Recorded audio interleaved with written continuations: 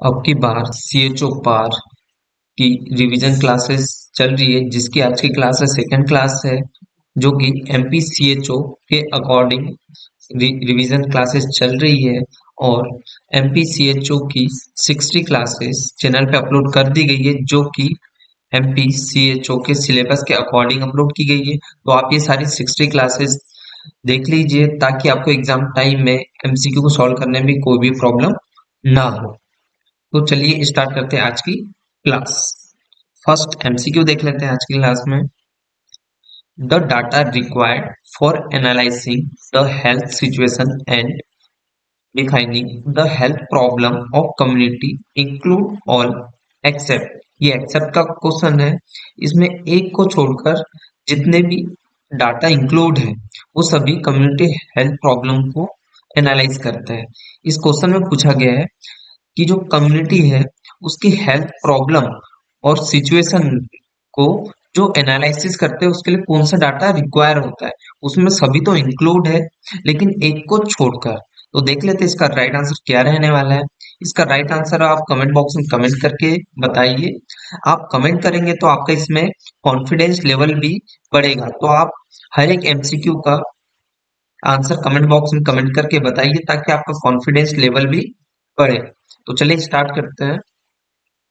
First option देख लेते हैं इसमें, socio economic culture, and B option है cultural factor, and C option है spiritual factor, and D option है डेमोग्राफिक फैक्टर।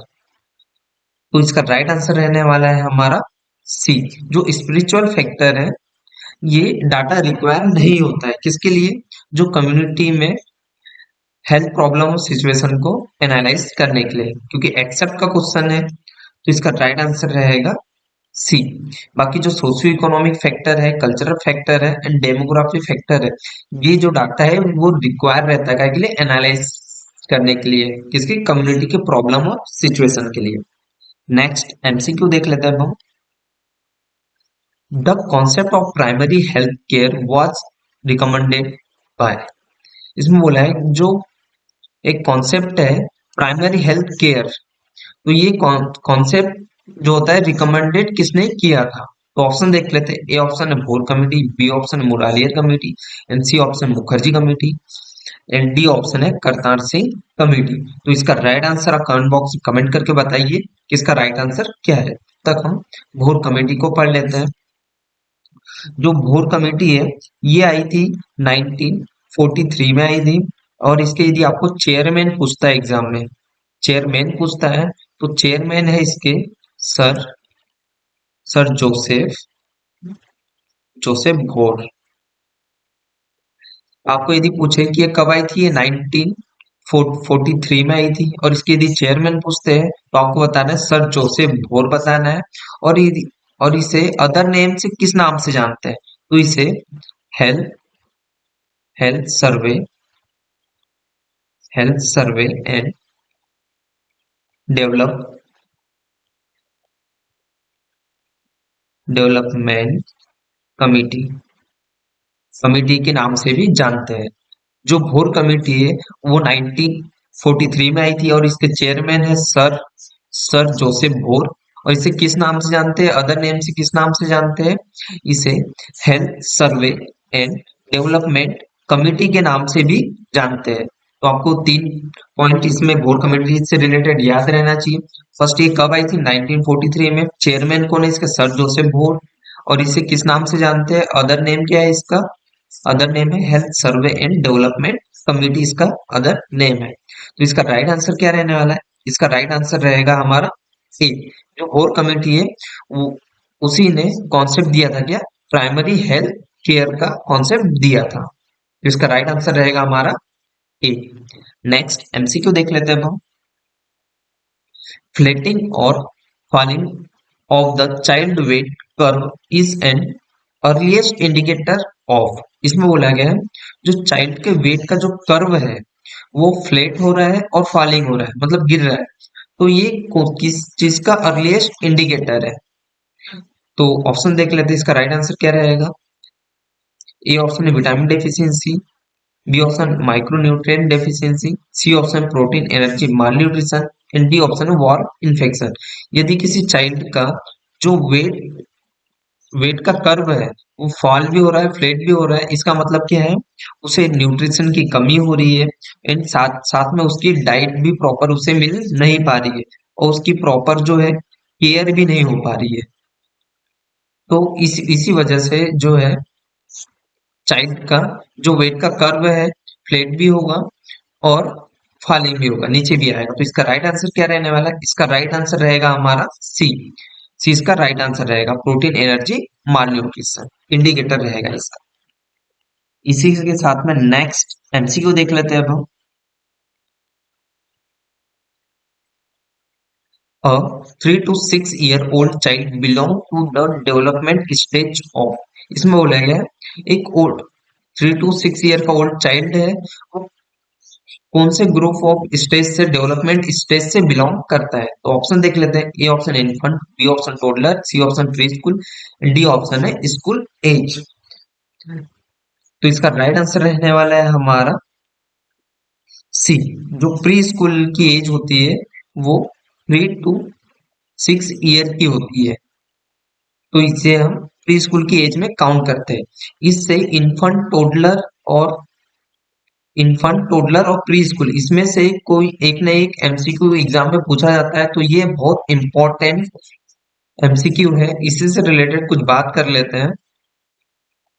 तो जो इन्फंट है, जो इन्फंट कब से कब तक का रहता है? जो इन्फंट रहता है वो 1 मंथ टू जो 1 ईयर की एज होती है उसे हम इन्फंट कहते हैं। जो टोडलर होता है, ये टोडलर की एज होती है हमारी, उसमें 1 ईयर 1 ईयर टू 3 ईयर के जो चाइल्ड होते हैं, 3 ईयर के चाइल्ड होते हैं उसे हम टोडलर में काउंट करते हैं। एंड जो प्री स्कूल की एज होती है उसमें हम 3 ईयर टू 6 ईयर की एज काउंट करते हैं। एंड उसी के बाद में जो 6 to 12 ईयर की जो एज होती है, 12 ईयर की जो एज होती है वो हम किस में काउंट करते हैं? ये हम करते हैं स्कूल गोइंग, स्कूल गोइंग की एज में हम काउंट करते हैं। तो इससे एक ना एक एमसीक्यू पूछ ही लेता है, इससे एक ना एक एमसीक्यू पूछ ही लेता है, तो आपको याद रहना चाहिए। और उसी के साथ में और एक चीज पूछ ले आपको, अर्ली और लेट नियोनेट पूछ ले। यदि अर्ली नियोनेट पूछ ले आपको, अर्ली नियोनेट की एज पूछ ले आपको, तो बताना है जो first day to seven 7 days की जो लाइफ होती है उसे अर्ली नियोनेट कहते हैं। यदि आपको लेट नियोनेट पूछ लेता है, लेट नियोनेट पूछ लेता है, लेट नियोनेट पूछ लेता है, तो आपको बताना है जो 8 डे से डे से 8 डे टू 28 डेज की जो लाइफ होती है उसे लेट नियोनेट में हम काउंट करते हैं। तो आपको ये इंपॉर्टेंट चीजें याद रहना चाहिए। फर्स्टली इन्फंट किस एज ग्रुप में काउंट होता है? 1 मंथ टू 1 ईयर की एज में। टोडलर, जो टोडलर की एज होती है 1 ईयर टू 3 ईयर की एज में। एंड जो प्री स्कूल जो एज है 3 ईयर टू 6 ईयर की एज में। एंड यदि आपको स्कूल गोइंग एज पूछे तो 6 to 12 ईयर की एज। एंड यदि आपको अर्ली और लेट नियोनेट पूछे, अर्ली नियोनेट में first day to second 7th day तक की जो लाइफ होती है उसे अर्ली नियोनेट में काउंट करते हैं। एंड यदि आपको लेट नियोनेट पूछता है तो 8 डे टू 28 डेज की जो उसे हमें काउंट करते हैं। उसी के बाद में हम नेक्स्ट एमसीक्यू देख लेते हैं। The recommended dietary intake of protein for an Indian adult, इसमें रिकमेंडेड डाइटरी इंटेक पूछा गया किसका? प्रोटीन का। किसमें? वो भी इंडियन एडल्ट में। तो ऑप्शन देख लेते हैं इसका राइट आंसर क्या रहने वाला है। ए ऑप्शन है 1 gram per kg body weight, B option है 2 gram per kg body weight, and C option है 3 gram per kg body weight, and D option है 4 ग्राम पर केजी बॉडी वेट। तो इसका राइट आंसर क्या रहने वाला है? तो इसका राइट आंसर रहेगा हमारा ए। जो 1 gram per kg body wait है ये रिकमेंडेड होता है, ये रिकमेंडेड होता है किसमें? डाइटरी इनटेक में। किसके? प्रोटीन के। कौन से? इंडियन एडल्ट में। नेक्स्ट एमसीक्यू देख लेते हैं हम।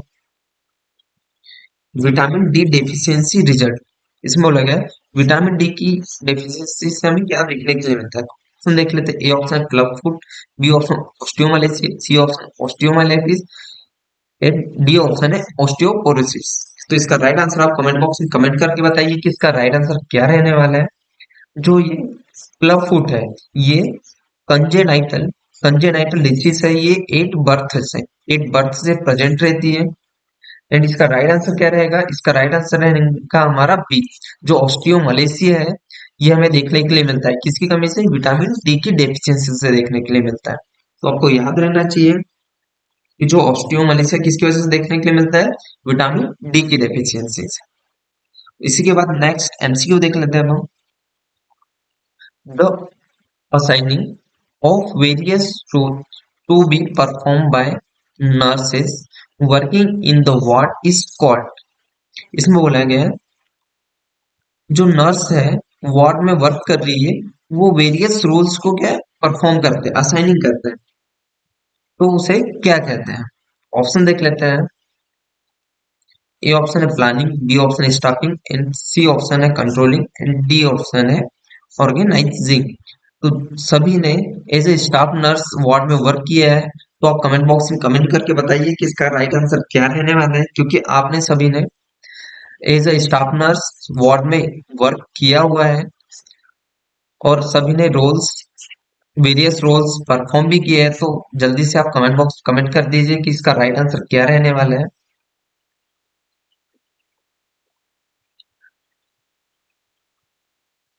तो इसका राइट आंसर रहने वाला है हमारा स्टाफिंग। स्टाफिंग जो होता है, जो नर्स है होता है वार्ड में वर्क वर्क करती है, वो बहुत सारे वेरियस रोल्स परफॉर्म करती है, तो उसे हम क्या कहते हैं? स्टाफिंग कहते हैं। इसके बाद नेक्स्ट एमसीक्यू को देख लेते हैं अब। Assigning a group of patients to a group of staff members under the leadership of a professional nurse is called। इसमें बोला गया एक प्रोफेशनल नर्स है, वो लीडरशिप कर रही है, उसी में ग्रुप ऑफ पेशेंट को ग्रुप ऑफ स्टाफ के अंडर में असाइनिंग करना, उसे हम क्या कहते हैं? तो ऑप्शन देख लेते हैं। ए ऑप्शन है फंक्शनल मेथड, बी ऑप्शन है primary nursing and C option है team method and D option है नॉन ऑफ दिस। तो इसका राइट आंसर आप कमेंट बॉक्स में कमेंट करके बताइए कि इसका राइट आंसर क्या रहने वाला है। 5 सेकेंड में आप जल्दी से आंसर कर दीजिए। उसी के बाद इसका राइट आंसर हम देख लेते हैं क्या रहने वाला है।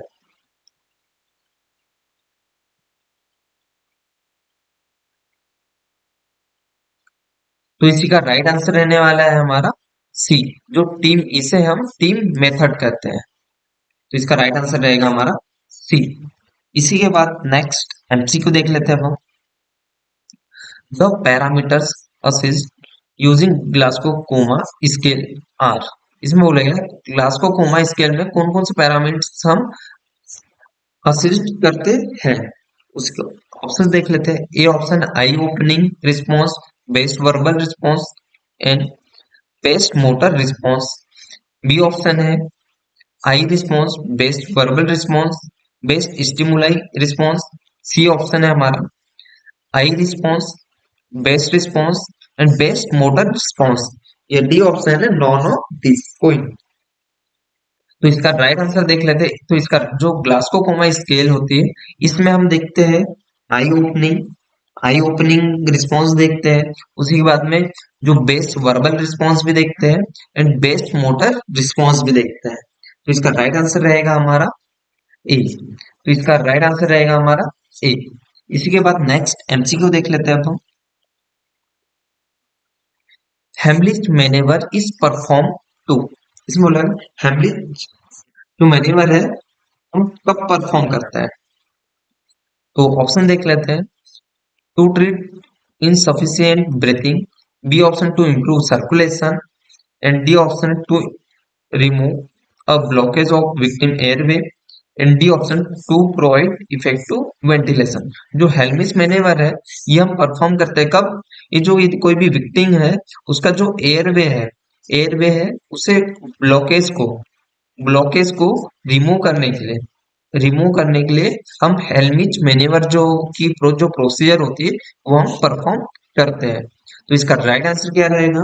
तो इसका राइट आंसर रहने वाला है हमारा C, to remove a blockage of from victim's airway. तो इसका राइट आंसर रहेगा हमारा सी। ये बहुत ही इंपॉर्टेंट एमसीक्यू है क्योंकि ये बहुत से एग्जाम में एमपीसीएचओ के जो एग्जाम है उसमें एमपीसीएचओ, राजस्थान सीएचओ, बिहार सीएचओ, इसमें ये एमसीक्यू रिपीट हुआ है। तो आप इसे अच्छे से पढ़ लीजिए एंड नोट कर लीजिए। इसके बाद नेक्स्ट एमसीक्यू देख लेते हैं। The diagnostic test malaria include all except, ये भी एक्सेप्ट का क्वेश्चन है। इसमें बोला गया है कि मलेरिया के जो डायग्नोस्टिक टेस्ट है उसमें सभी इंक्लूड है एक को छोड़कर, क्योंकि एक्सेप्ट वाले ही क्वेश्चन जो होते हैं वही हमसे गलत होते हैं।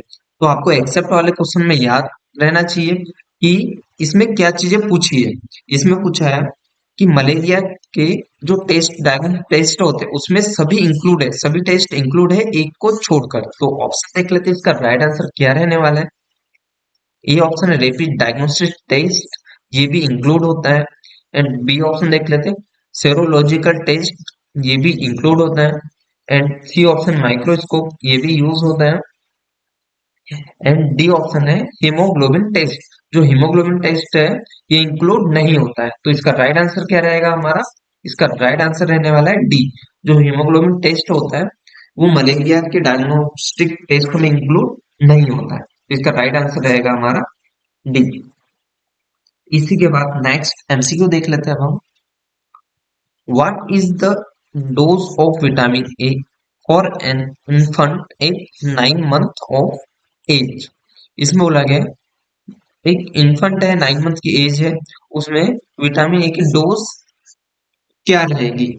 तो ऑप्शन देख लेते हैं। ए ऑप्शन है 1 lakh international unit, and B option है 2 lakh international unit, and C option है 3 lakh international unit, and four option है 4 लाख इंटरनेशनल यूनिट। तो इसका राइट आंसर रहने वाला है हमारा ए, जो विटामिन ए की डोज होती है ये 9 मंथ के इन्फेंट में होती है 1 lakh international unit.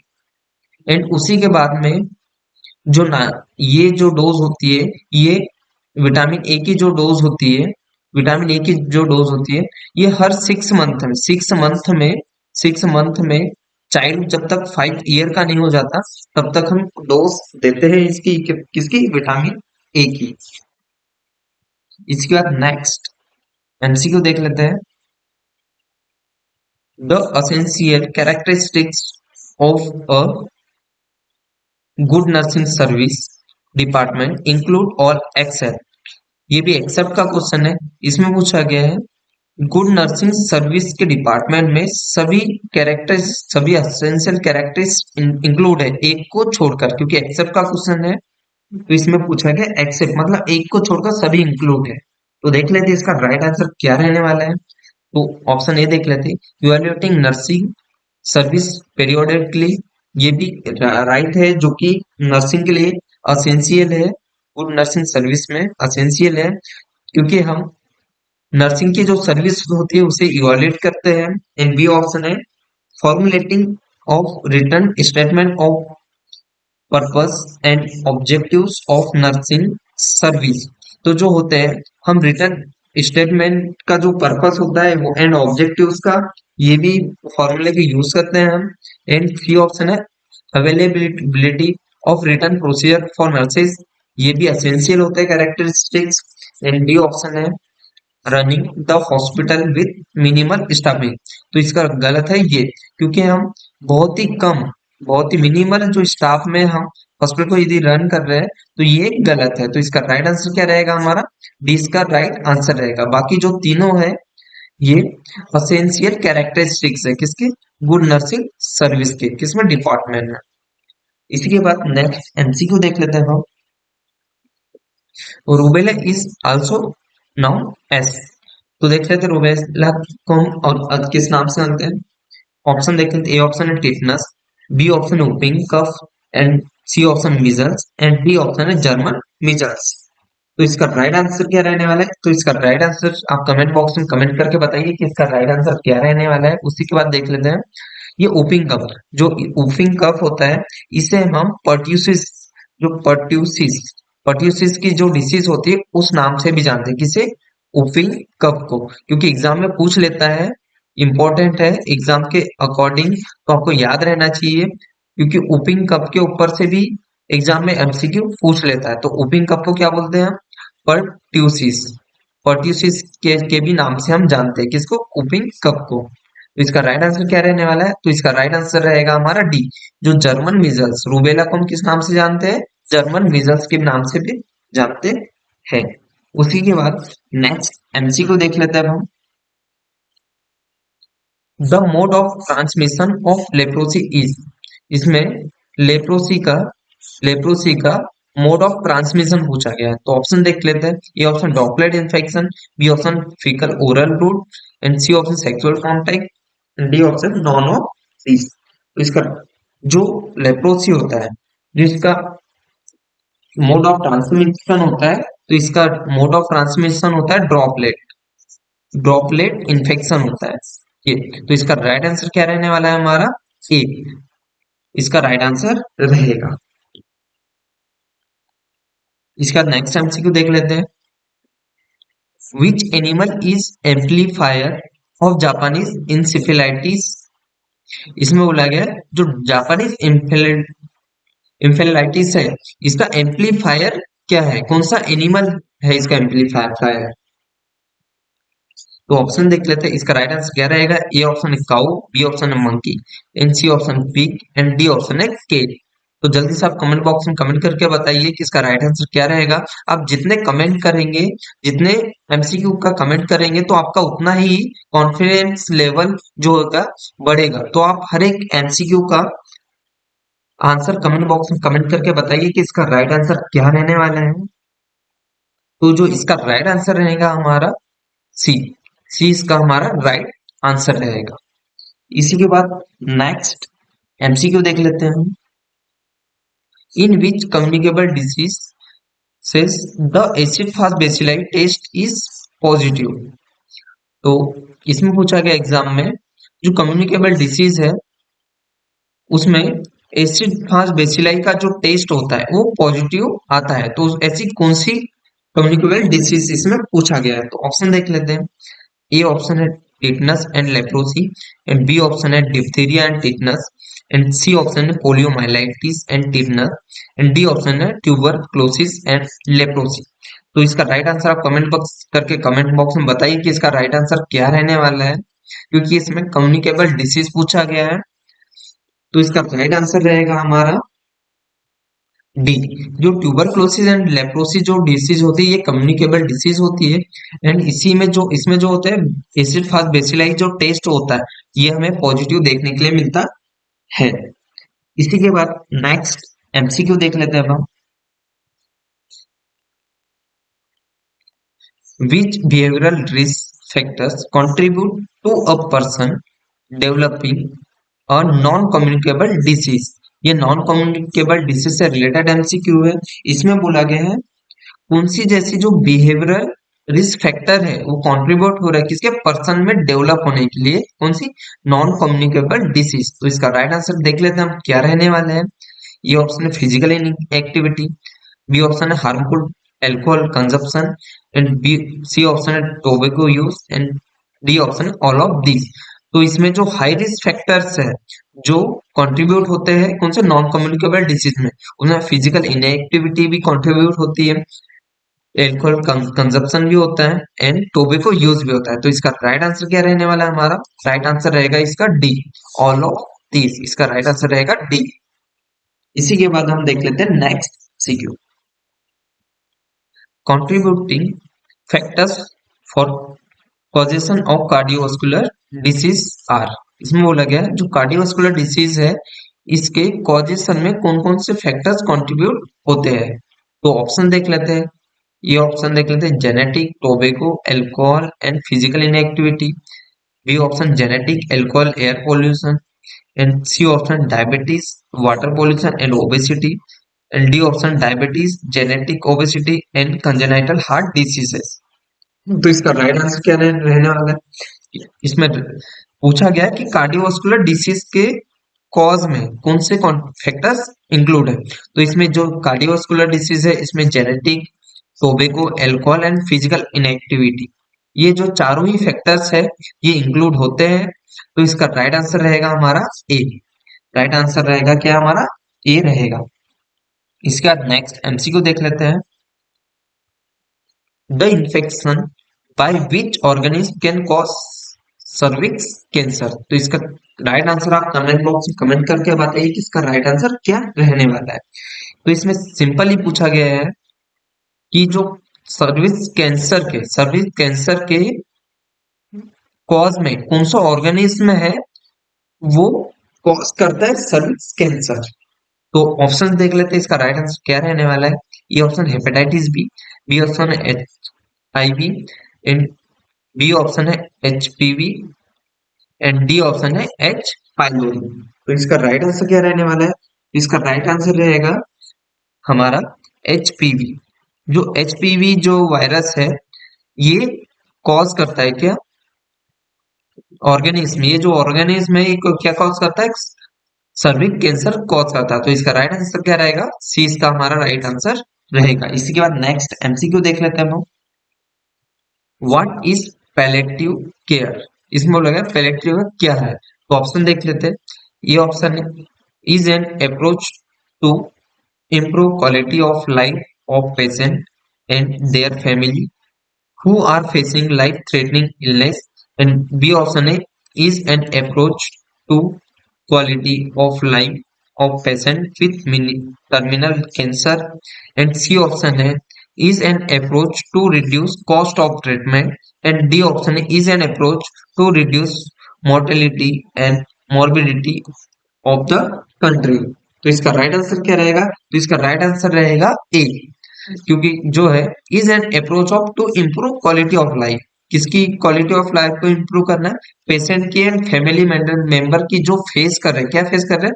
Life treatment illness को फेस कर रहे हो, तो उसकी हमें इम्प्रूव करना है, क्वालिटी ऑफ लाइफ को इम्प्रूव करना है। तो राइट आंसर रहेगा हमारा ए। इसी के बाद नेक्स्ट एमसीक्यू देख लेते हैं अब हम। Immediate first aid treatment for dog bite is, इसमें पूछा गया है कि जो डॉग बाइट का फर्स्ट एड ट्रीटमेंट क्या है, वो भी इमीडिएट पूछा है। तो इसका राइट आंसर आप कमेंट बॉक्स में कमेंट करके बताइए कि इसका राइट आंसर क्या रहेगा। तब तक ऑप्शन देख लेते हैं हम।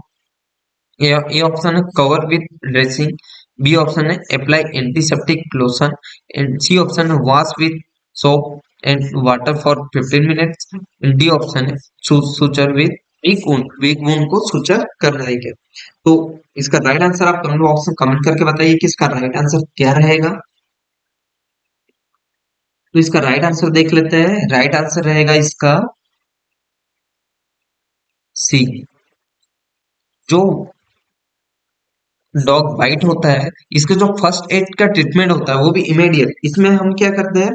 जो वॉश करते हैं किसके? वाटर से वॉश करते हैं। किससे? कब तक करते हैं? वो भी 15 मिनट तक हम वॉश करते हैं। इसके बाद नेक्स्ट एमसीक्यू देख लेते हैं।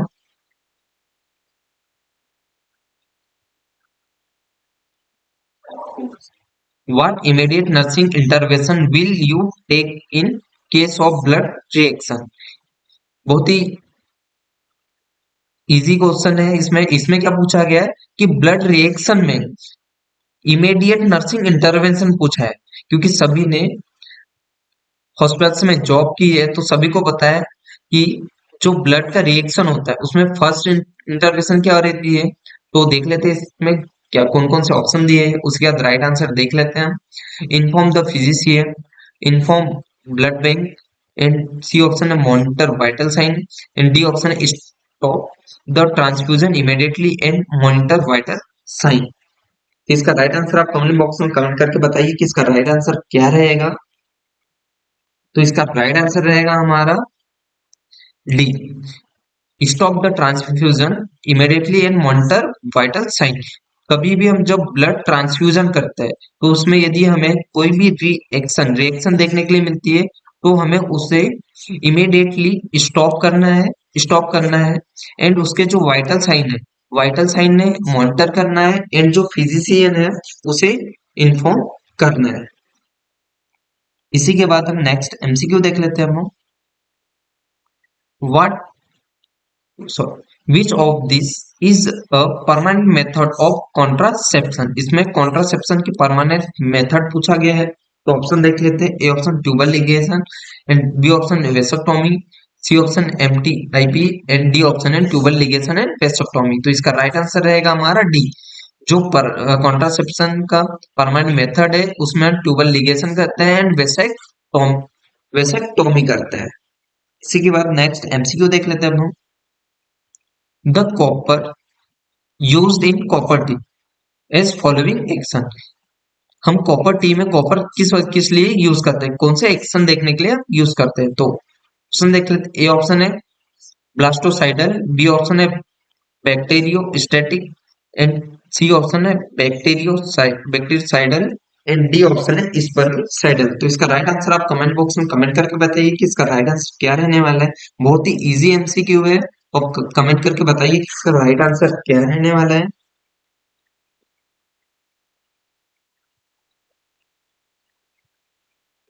इसका राइट आंसर रहने वाला है हमारा डी।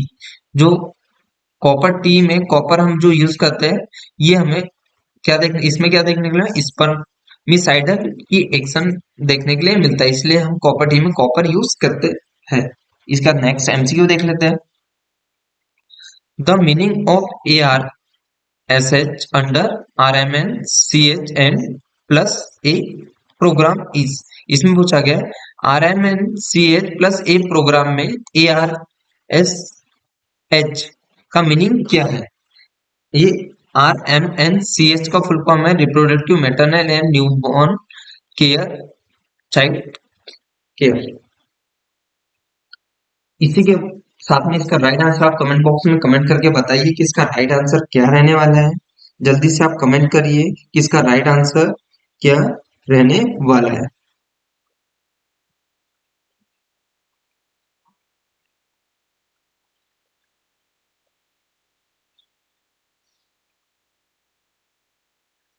तो इसका राइट आंसर रहने वाला है हमारा, ऑप्शन देख लेते हैं। Adolescent reproductive and sexual health and B option है adolescent reproductive and social health and C option है adolescent regulation and sexual health and D option है adolescent reward and sexual health. तो इसका राइट आंसर रहेगा हमारा ए।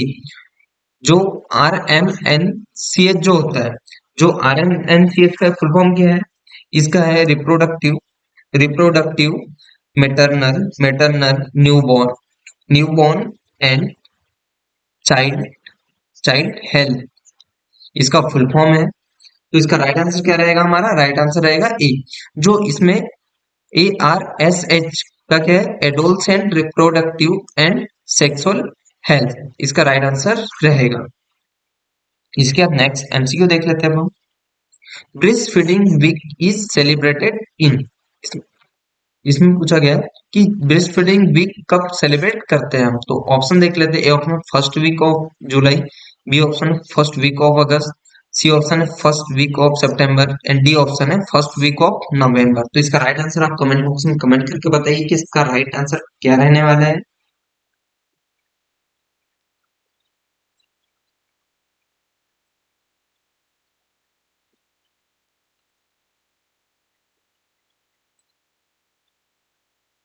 तो इसका right answer रहेगा हमारा बी।